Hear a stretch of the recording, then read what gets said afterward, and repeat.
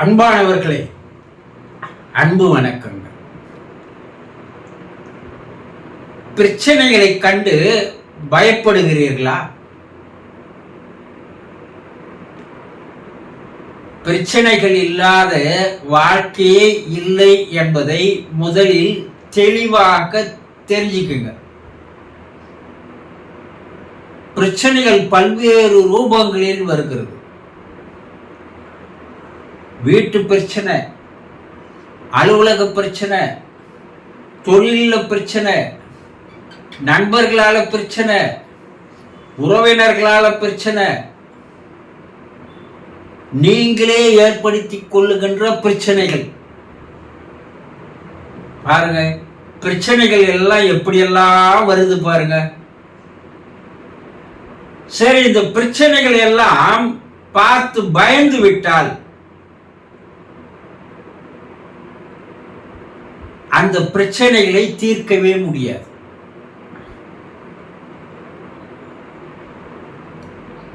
பிரச்சனைகள் எல்லாம் அடங்கட்டும், நான் வாழ்க்கையில் முன்னேறுவதற்கு உண்டான முயற்சிகளை நான் செய்வேன் அப்படின்னு நீங்க நினைச்சீங்கன்னா, கடல் அலை ஓயட்டும், நான் கடல்ல இறங்கி குளிக்கிறேன் அனே சொல்ற மாதிரி தான் இது. வாழ்க்கையே பிரச்சனைகள் அடங்கியதுதான் வாழ்க்கை. அதை தெளிவா நீங்க தெரிஞ்சுக்குங்க. பிரச்சனைகள் இல்லாமல் வாழ்க்கையே கிடையாது. ஒரு நாள்ல தீர்க்கக்கூடிய பிரச்சனைகள், ஒரு வாரத்தில் தீர்க்கக்கூடிய பிரச்சனைகள், ஒரு மாதத்தில் தீர்க்கக்கூடிய பிரச்சனைகள் என்று பிரச்சனையினுடைய அளவுகள் நீங்கள் பிரித்து கொண்டால் அந்த பிரச்சனைகளை ஒவ்வொன்றாக தீர்ப்பதற்குண்டான வழிமுறைகளை நீங்கள் கண்டுபிடித்து விட்டால்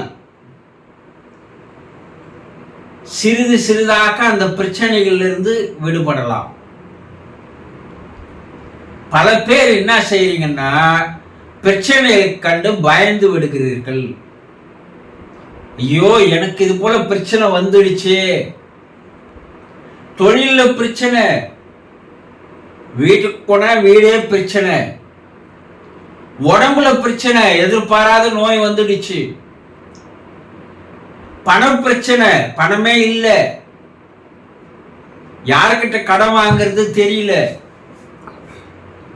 இப்படி ஒரு நாளைக்கு எந்தெந்த பிரச்சனைகளை நீங்கள் பார்த்து பயப்படுகிறீர்கள் பாருங்க. இப்போ பயந்தா ஒன்று பிரச்சனை அதிகமாகிறது,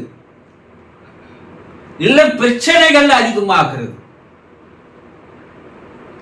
எல்லாத்தையும் நீங்க அப்படியே வச்சுட்டே இருந்தீங்கன்னா அது மேலும் மேலும் குட்டி போட்டு வளர்ந்து கொண்டே இருக்கிறது. இப்ப என்னதான் செய்யணும்? பிரச்சனைகளை நேருக்கு நேர் சந்திங்க. அதை எதிர்கொள்ள மனதை தயார்படுத்திக்கங்க. மனசுக்கு ஒரு தைரியத்தை கொடுங்க. இறைவன் ஒரு கதவை மூடினால் வேறு ஒரு கதவை திறந்து வைத்திருப்பான்னு சொல்லுவாங்க இல்லையா? எந்த பிரச்சனையும் வாழ்நாள் பூரா உங்க கூடவே வரப்போறது இல்லை. அதை நல்லா தெரிஞ்சுக்குங்க. சில காலங்கள் கூட வரும், அப்புறம் அந்த பிரச்சனைகள் மறைந்து போய்விடும். அந்த பிரச்சனைகளை ஆரம்பத்தில் நீங்க பார்த்து பயப்படுவீங்க. அது பிரச்சனை தொடர்ந்து வந்து கொண்டே இருந்தால் அது மேல உங்களுக்கு பயமே இல்லாத போயிடும். நோய் வந்துடுச்சு, பிரச்சனை தான். நோயை கண்டு பயந்தா நோய் உங்களை விட்டு போயிடுமா? பணம் பிரச்சனை தான். ஆனா பணம் வரலன்னா அது வருமா? கொஞ்சம் என்ன பிரச்சனை, நீங்களா உருவாக்கி கொண்ட பிரச்சனைகள் தான் அதிகம். அதுவாக வருகின்ற பிரச்சனைகள் கம்மி தான். நீங்க பிரச்சனைய நீங்க தான் தேடிக்கிறீங்க. நீங்க ஏதோ ஒண்ணு செய்யக்கூடாது, செய்துட்டீங்க, அது பிரச்சனையா வருகிறது. செயலுக்கேற்ற விளைவு. அப்போ அந்த பிரச்சனைகளை எப்படி சமாளிப்பது? அந்த பிரச்சனைகள்ல இருந்து எப்படி விடுபடுவது, அந்த பிரச்சனைகளை எப்படி துரத்துவது? மன அமைதியா இருந்தா அந்த பிரச்சனைகளுக்கு வழிகள் தானாக பிறக்கும். மனசை குழப்பிக்கினே இருந்தீங்கன்னா பிரச்சனைகள் அதிகமாகும், அதற்கு வழி கிடைக்காது. ஒரு சிலர் இறைவனை நினைத்து இந்த பிரச்சனைகளிலிருந்து என்னை விடுவிக்க வேண்டும் என்று வேண்டுகிறார்கள் இல்லையா?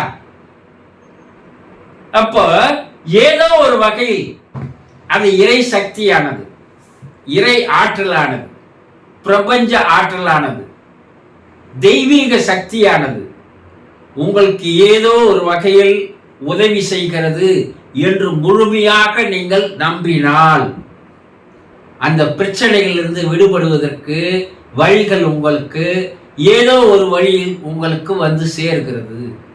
அப்போ பிரச்சனை வரட்டும். பிரச்சனை இல்லைன்னா மனிதன் வாழ்விலே ஒரு சுவாரஸ்யம் இல்லாத போயிடும்.